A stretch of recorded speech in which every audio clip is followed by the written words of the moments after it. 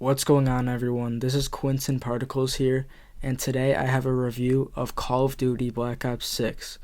This is my first time doing a full-on review of a game, so I'd like to hear your feedback in the comments. I should have timestamps in the description, so if you'd like me to hear me talk about a certain part of the game, you can skip to it, and yeah, that's about it. Some of the recent Call of Duties haven't been the best, so can Treyarch come back with a banger? Watch to the end to find out, and let's get right into it.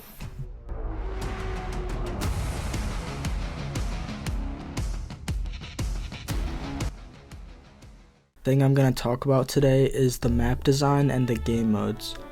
Is there variety in what you can play and how you can play? The maps and game modes are an incredibly important aspect to a Call of Duty game, obviously.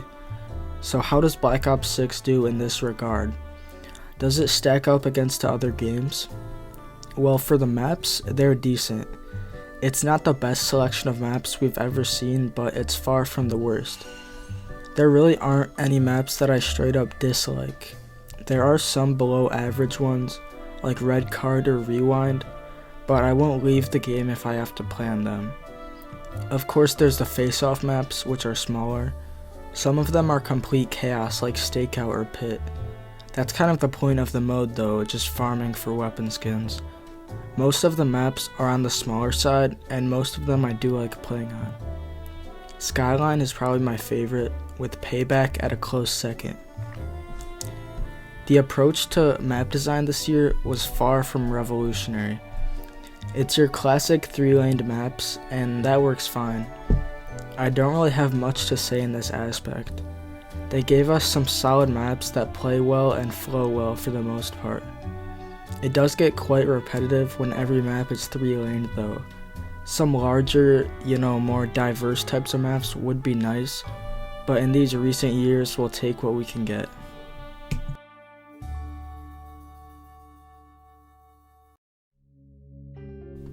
Game modes, there's all the classics like Team Deathmatch and Domination, Search and Destroy, and Hardpoint. There's also Control. I'm not really sure if this is a new mode or not, but it's not bad. It's not really my thing. Same with Headquarters, but there is the option if you want to play those modes. The new mode this year is Kill Order, and I'm gonna be honest, this is not it. It's pretty much Team Deathmatch, except one guy has more health and last stand. At least that's how everyone plays it. Ransack is also a new mode, I believe, which is one of the best ones. The problem is, it's not always in the playlist rotation, it's not always available. Gunfight makes a return again. It's a nice addition if you want to get a little bit sweaty in a 2v2 type game mode. And this is a Black Ops game, so there's party modes. As of writing this, it's Season 1, and the only party mode we have is Prop Hunt, but there might be more on the way. Party modes are just a fun time where you can just relax. Maybe you've had some sweaty skill-based matchmaking and you just want to chill out a little bit, hop on with some friends. It's just a good time. The game modes we do have are good, but there's just not enough. The variety in game modes is just really not here. They had 4 years, and the best new game mode they came up with was Kill Order. Like, are you serious? I'm not gonna lie, they really need to start coming up with new game modes to play. New, unique, fun game modes is what Call of Duty needs. There is a good amount of maps being added to the game, but they're all 3-laned, so there's not a lot of variety there. So the game modes are what Black Ops 6 needs, and it's just, there's nothing new. Oh, also there's Warzone, but I don't play Warzone, so yeah.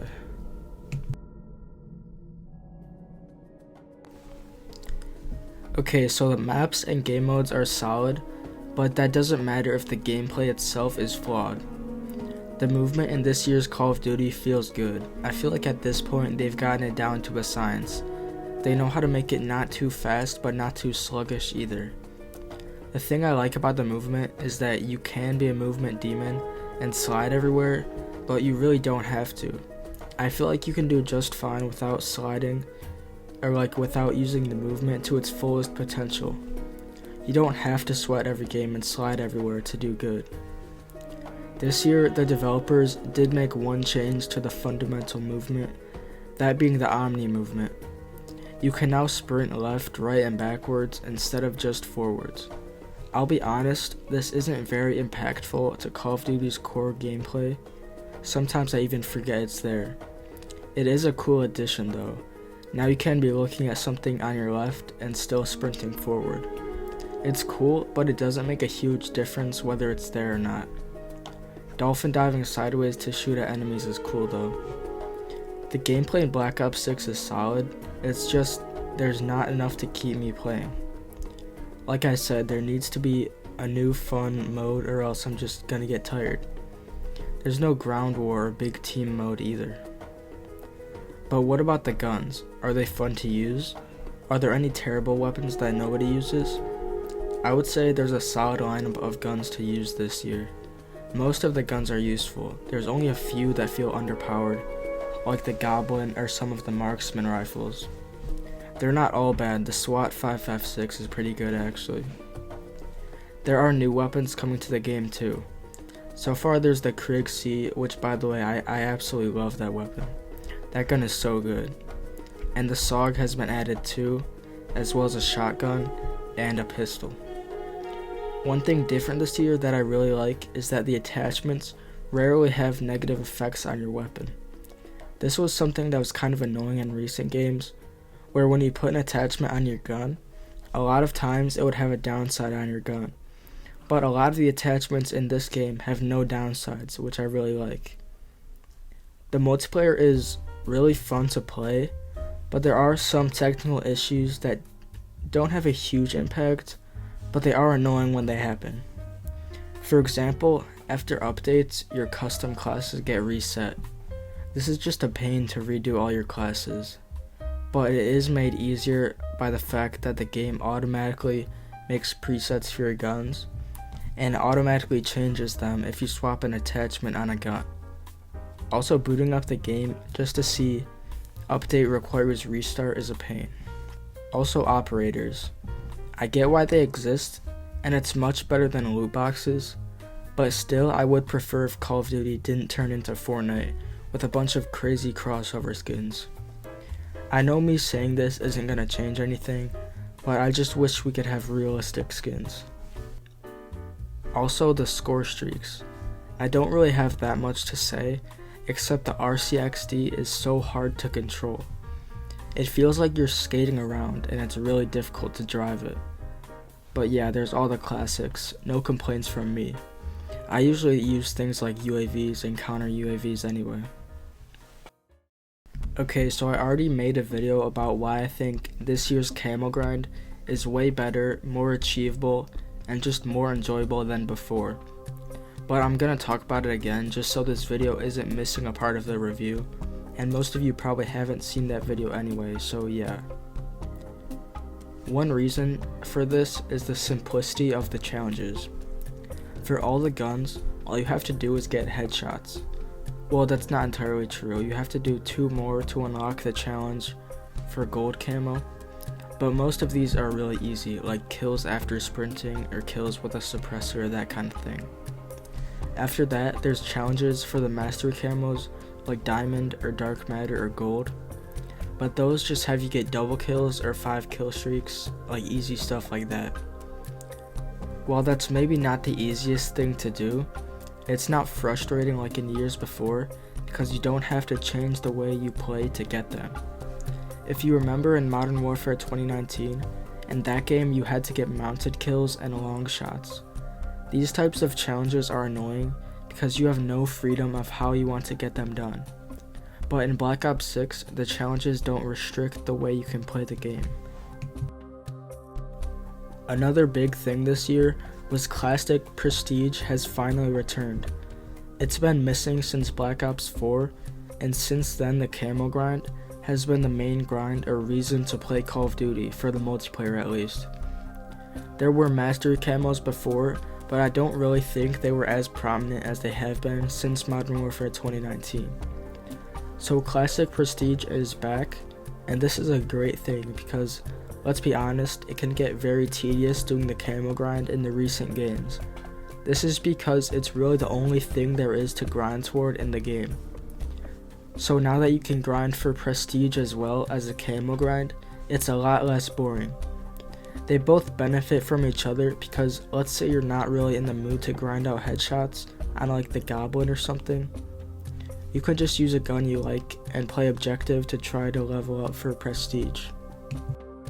Another good thing about prestige is that it gives you a reason to play the game if you aren't going for weapon camos. In Modern Warfare 2019 to Modern Warfare 3, once you played enough multiplayer, that was it for you if you weren't grinding camos. There was nothing else to do. Or even if you did want to go for the mastery camo, you would end up quitting if you were like me because it's too tedious. But that was the only reason I was playing in the first place, so I would stop playing entirely. But this year, because of prestige and the simplicity of the challenges, I think I actually might get the mastery camo and not hate doing it. The challenges being so simple means you don't have to go out of your way to get them, and prestige gives the opportunity to freshen up the gameplay. That being said though, I don't know if hardpoint and domination is enough to keep me playing long enough to unlock dark matter. So we arrive at the campaign. The campaigns recently have not been great. The last good one was probably Cold War in 2020, or maybe Modern Warfare 2. So this year, the campaign is interesting. It has a lot of really good aspects about it, but on the other hand, there's a lot of flaws that keep it from being a top-tier COD campaign. So the best thing by far about the campaign is the levels and gameplay. Black Ops 6 has some of the most creative and interesting levels we've ever seen in Call of Duty. They really went all out this year. Each level has something unique about it. They all are exciting from start to finish. Also, the safe house mechanic makes a return, which is cool.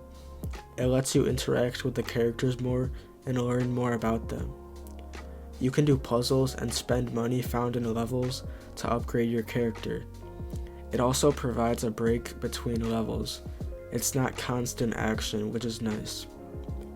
But the actual levels themselves are fantastic. Like I said, they're all exciting and unique.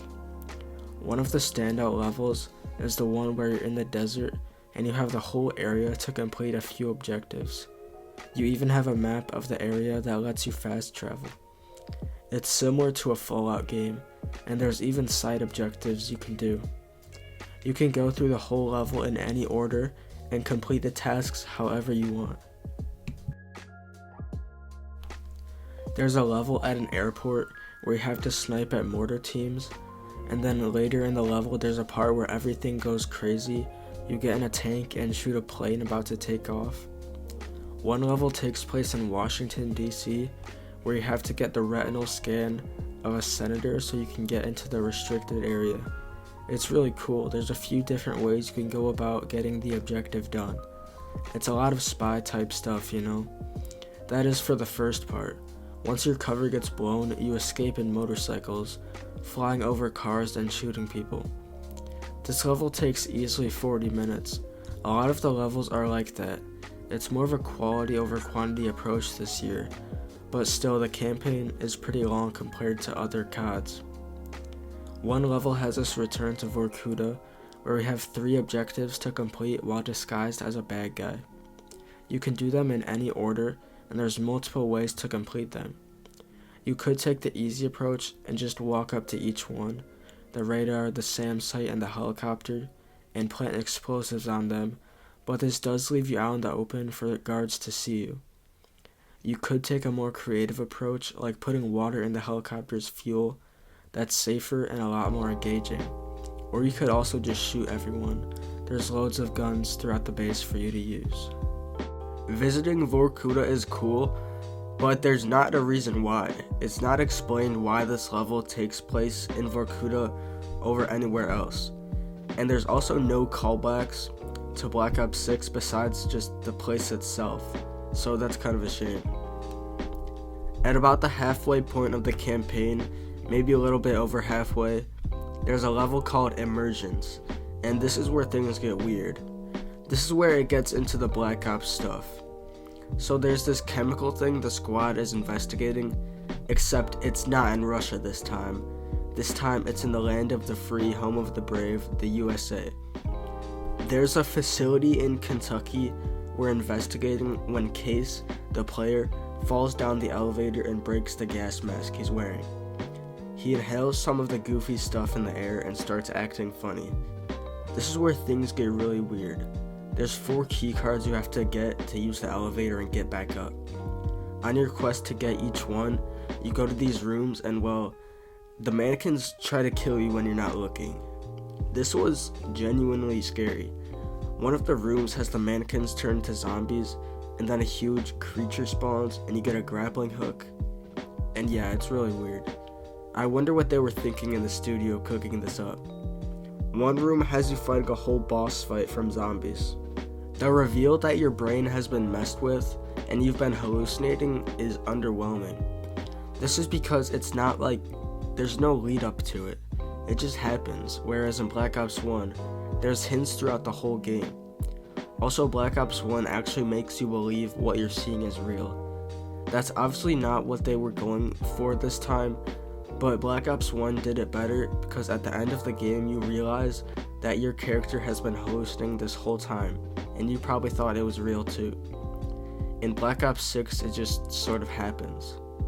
The story as a whole is less than great. It starts out with an interview of Marshall, the protagonist, on an operation to capture someone. So we play through the operation, we find the guy, and then, what's this? Russell Adler? So we get outlawed from the CIA, and we go to Adler's safe house. Then we rescue him from prison, and Adler really doesn't have a big role after this for who knows why. He's probably the best character. The other characters are still pretty cool though. The dialogue is pretty good in this game. The plot next has us raid some dude's palace. I can't quite remember his name. I'm not a big history guy, I don't really know a lot about this stuff. But even if I did, that guy really doesn't have any part in the story. There's not a lot of historic context to the story as far as I can tell. I don't think any of the main characters are real people from history. The game was marketed to build on the history of the time period, but it really doesn't. It's far from the realistic story it was marketed to be.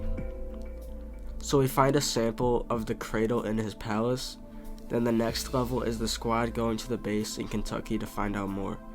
This is when the reveal happens, and like I said, this doesn't have a huge impact for the player.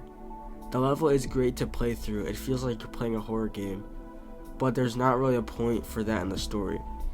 It's revealed that Jane Harrow is the one behind the cradle. Do you remember her? Yeah, I forgot about her too. This would have probably been a cool twist if the player actually cared about her. She's just not memorable or interesting. The rest of the story has us capture her, and then the final level is about her mind and like psychological stuff. It goes into her backstory and why she is the way she is. During this ordeal, the Pantheon, which I realize I haven't mentioned up until now, is attacking the safe house to try to rescue her. The Pantheon is the enemy faction in the game, and I honestly know next to nothing about them. It's kept very vague what their reasoning is, what their intentions are.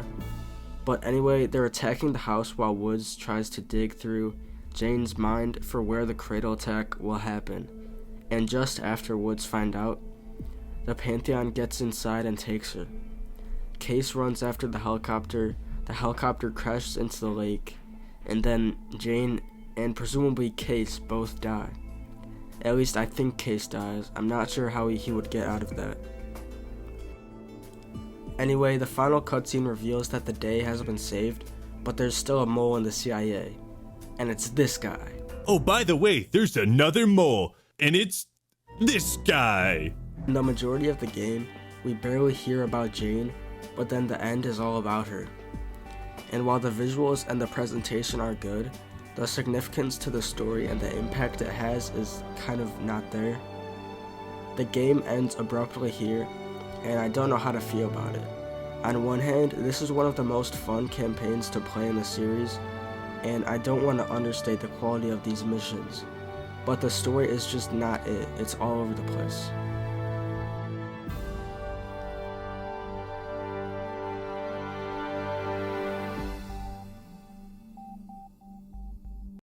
The final thing today is zombies. Now I have to admit, I'm an absolute noob to zombies. I've barely played zombies before. But I decided to try to get into it this year because, well, I'm doing a review, so I kind of have to. But I've played a bit of Cold War zombies, so I wanted to see if this year's was as good or better. I'm not really sure where to start, so I guess I'll just talk about the gameplay. The gameplay is very similar to Cold War, and I don't mean that in a bad way. I mean, it's zombies. You're gonna go in, get pack-a-punch, train some zombies, maybe do some Easter eggs. I never really did Easter eggs because, like I said, I'm not a seasoned veteran of zombies. I really know next to nothing about the game mode, especially the story. Apparently there's a story to zombies, which I know absolutely nothing about. I really don't care about it either. That's not really why I play zombies. I just play to relax and put on some YouTube videos and just chill, you know? Also, I should mention that I don't play Call of Duty with my friends because none of them play it. So I either play zombies by myself or with randoms. I don't play with randoms a lot. I usually just play with myself to get all the kills to myself. But I played on the new map with randoms just to figure out how the map works because directed mode isn't out yet. Oh yeah, directed mode is a new thing. It's cool if you want to do the Easter egg, but you're like me and you have nobody to play with. I've never actually completed the Easter egg, directed mode or otherwise, or like the main quest or whatever you want to call it. I've seen videos of zombies, and I know that there's boss fights. I don't know if that's what happens when you do all the steps in directed mode, or if you have to do something else, but that sounds pretty cool. And directed mode is also great for camo grinding. Camo grinding in zombies is really fun because you can just go on directed mode, put something on like a YouTube video or a show, and just relax and mindlessly kill zombies. Also, doesn't that say something? If I can have fun playing zombies by myself, if you have friends that play Black Ops 6, this would be even more fun to play with other people. Another thing is that gobblegums are back from Black Ops 3. I'm not really sure how you unlock gobblegums. I think you just get them randomly while playing. I'm not sure if you have to do something to get them or if it's just random. But yeah, they're cool to use, except there's one big problem. You know when you're playing an RPG game and you get a really powerful consumable, but you never end up using it because it's a one-time use? That's how it is with gobblegums, at least for me. They're all limited use consumable items, but apparently in Black Ops 3, there were some that you could use infinitely. So that's kind of a shame there's no infinite ones in Black Ops 6. Another new mechanic is augments, which are buffs you can add to your perks. This is honestly really cool, and I'm surprised nothing like this has been implemented before. It's another form of progression that you can unlock, which is nice, but the problem is the way you unlock them isn't stated. I think it's just like gobblegums, where you unlock them just from playing. You can also apply builds for your guns to be used in zombies. I'm not talking about the weapon you spawn with. You can apply builds to wall buys. At least that's what I think this is supposed to be. I had a zombie bullet on one of my guns, but then when I bought it off the wall in game, it didn't have my build. Maybe it's just a glitch, which is annoying, but besides the glitch, that's a cool mechanic so you don't have to get a scope on every gun you buy. So the gameplay is good.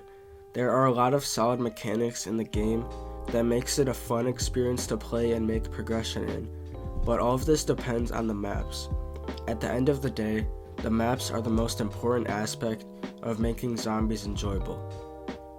This year, there are 2 maps on release because of the 4 years Treyarch had to develop the game. In a lot of ways, Black Ops 6 Zombies was a return to form. In the past, there had usually been 2 maps on launch, if I'm not mistaken. Black Ops 2 had Transit, which was like a bunch of different maps into one, and I think Black Ops 3 and 4 had more than one map on the launch as well. Also, this game was a return to form because of the return to round-based zombies. It's crazy that the return of round-based zombies is something that should come out of anyone's mouth, but oh well, at least it's back. So there's 3 maps, 3 round-based maps this year. Terminus and Liberty Falls, and now Citadelle Des Morte, the DLC map. I'd like to talk about Liberty Falls.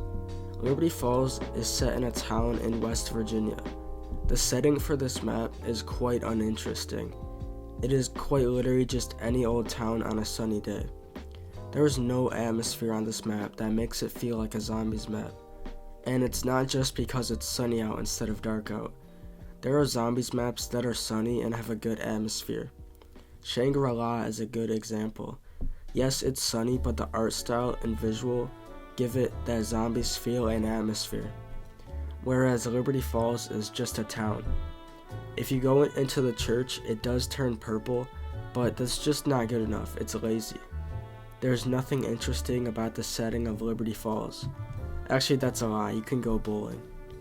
But besides that, what is there that's cool about this map? There's a comic book store, a church, a graveyard, and some buildings. You probably see what I'm getting at here. It's just a boring, visually uninteresting map to look at or play on. But that's not everything when it comes to a zombies map. The gameplay is still important. This is the smallest of the 3 maps, and it's the best for grinding camos or any other progression. The layout of the map is decent, but I honestly find myself getting lost sometimes despite the small size. I don't know if it's because everything looks the same or I just haven't played it enough. It is pretty fun to play on it though. You can train zombies in the bowling alley, you can go on the roof of one of the big buildings, or there's a main area in front of the church you could go to. The map is really open, like there's a lot of doors to buy, and you can get most of your perks really early on in the game. This is good for camo grinding because you can get in and get set up relatively quickly. Or you could just use the new mechanic of saving your game file. Yeah, you can save and quit a game now and come back later. This is only really used to grind camos because the most fun part of a zombies map is starting from nothing and progressing through the map, getting perks and stuff like that. But yeah, it's cool for grinding camos, but if you lose your save or for whatever reason you don't have one, and you want to get on Liberty Falls and grind, you can do that pretty quickly. So Liberty Falls is a decent map.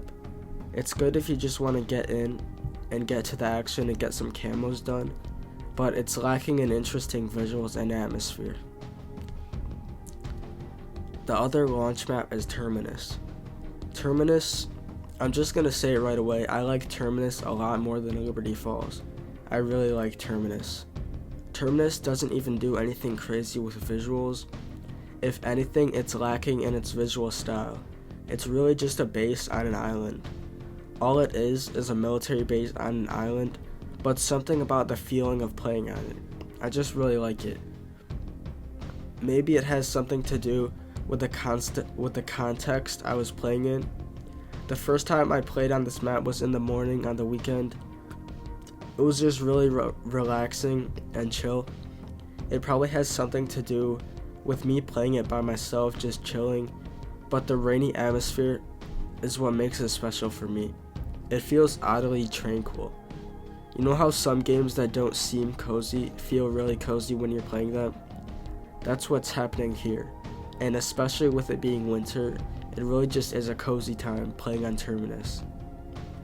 For some people, it might just be any other military base zombies map, but me personally, I really enjoy the visual style and the feeling from this map. The actual layout doesn't disappoint either. It's a decent sized map, and there's quite a bit of variety in the type of areas you can go. There's the main ground level base, which is probably where you'll spend the most time. The main area for training is probably around this area. There's also the lower section of the grassy area, where it connects to the main area in 2 places. The lower area adds a lot to the visual variety, because if it was just a base with concrete floors everywhere, I don't think it would have the same feeling to it. In order to get Pack-a-Punch, you have to go to the underground part of the base where you can turn on the power and unlock the Pack-a-Punch machine. The visuals, the layout, and the vibes make this a map that I really enjoy playing on. You can even drive a boat, which is cool. The new DLC map they've added is Citadelle Des Morte. Citadelle Des Morte is an amazing map. It's set in a castle, which is an interesting choice. Its visuals are really cool, being a castle. The layout, though, leaves something to be desired. Being set in a castle, it would be cool to see the setting fleshed out more. Could you imagine the possibilities here? There are so many things you could do with the setting of a castle, and I'm not saying that it's uninteresting, but they could have done more types of rooms inside the castle. Instead, most of the actual castle part is underground in random areas. We don't get to see a lot of the inside medieval type rooms. I'm not saying I'm not a fan of the map, I absolutely am, but you can see my point. It would have been cool to see more of the inside type of areas. There is still a lot of good stuff here though. You can go on the ramparts, which is where you launch a catapult into the main door to get it open. This is also where I exfilled from, on top of the ramparts. I don't know if it's the same place every time, but that was pretty cool. On a gameplay level, the map is really fun. Each area loops back around to another section of the map. The sections are all connected in interesting ways. You could take the sewer from inside the castle all the way back to the spawn area. The underground section leads into a courtyard, you get what I'm saying. Zombies offers a lot this year. There's a lot of content in both the maps, with there being 3 of them already, and also in the progression and everything there is to work towards. I haven't talked about the Camo grind yet, which is a lot more relaxing than the multiplayer one. It will take longer to complete, and it's a lot more tedious because of the monotony of getting 2,000 headshots on every gun, but it's not as difficult or frustrating as the multiplayer grind. Besides that, there's the augments to unlock to tune each perk to your playstyle. Zombies might be the best game mode in Black Ops 6. With that all out of the way, there's something else I need to talk about. I don't really know where else to put it, so I'll just say it here. The whole AI thing surrounding the game is dumb. It is absolutely ridiculous that they would use AI instead of real people for cosmetics. But not only cosmetics, they're also doing it, or trying to do it, for voice actors too. If you're unaware, over at Activision, they're using AI to make calling cards and maybe other cosmetics too. Not only that, they're trying to use AI to replicate the voices of the voice actors for zombies characters. I'm not entirely sure how it all works, but it's just a scummy thing to do. They're sacrificing the quality of these things just to save a little bit of money from hiring people. You know you're greedy when you make billions of dollars every year and you still want to make just a little bit more. And it's not only greed that's the problem. The artists won't have jobs anymore after they're replaced by AI. I'm not going to talk about it a lot, but I have to at least mention it. So in conclusion, Black Ops 6 is a great Call of Duty. It has a good multiplayer, a great zombies mode, and a campaign that's fun to play, but lacks a cohesive story. This game offers a lot of fun gameplay, and surprisingly no game-breaking bugs or glitches. There's very little to criticize about Black Ops 6 besides its lackluster story. There's a lot to like about this game, and I would have to say it's the best Call of Duty in a long time. If you made it to the end, you're a real one. Thanks for watching, do all that YouTube stuff, like and subscribe, and I'll see you in the next one.